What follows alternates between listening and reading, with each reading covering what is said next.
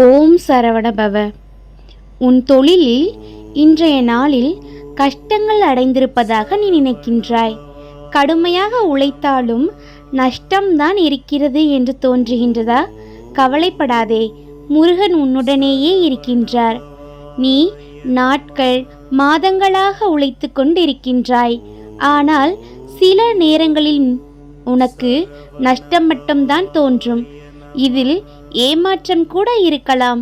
ஆனால் இது நம்முடைய முடிவு அல்ல தங்கமே. இது ஒரு புதிய துவக்கம்தான். முருகன் உன் முயற்சிகளை பார்த்து கொண்டிருக்கின்றார்.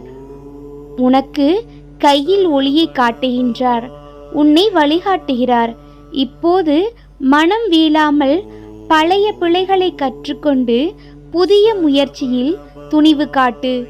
ஒவ்வொரு சவாலும் உன்னுடைய கண்ணோட்டத்தை வலுப்படுத்தும். ஒரு புதிய திட்டத்தை ஆரம்பித்து சிறிய முயற்சியிலிருந்து நீ தொடங்கு.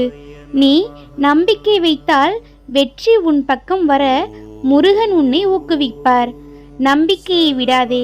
சில நேரங்களில் தடைகள் வருவது சாதாரணம்தான். ஆனால் அவற்றில் பயம் கொள்ளாதே. முருகன் உன் தொழிலில் ஒளி காட்டுவார். உன் முயற்சிகள் ஒரு நாள் செழிப்பாக மாறும்.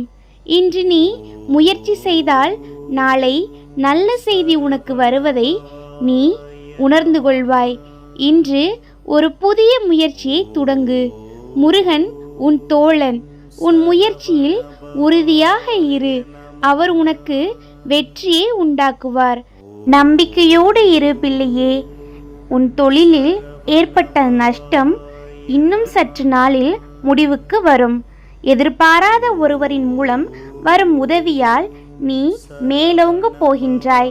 தொழிலின் நஷ்டம் முடிவுக்கு வரப்போகின்றது. இனி நீ உன் தொழிலில் மேலோங்க போகின்றாய். என்னை நம்பு. நான் உன்னை கைவிட மாட்டேன். நான் இருக்கின்றேன். உனக்கு என்ன பயம்? எதற்கும் கவலைப்படாதே. கந்தன் இருக்க கவலை எதற்கு? ஓம் சரவணபவ.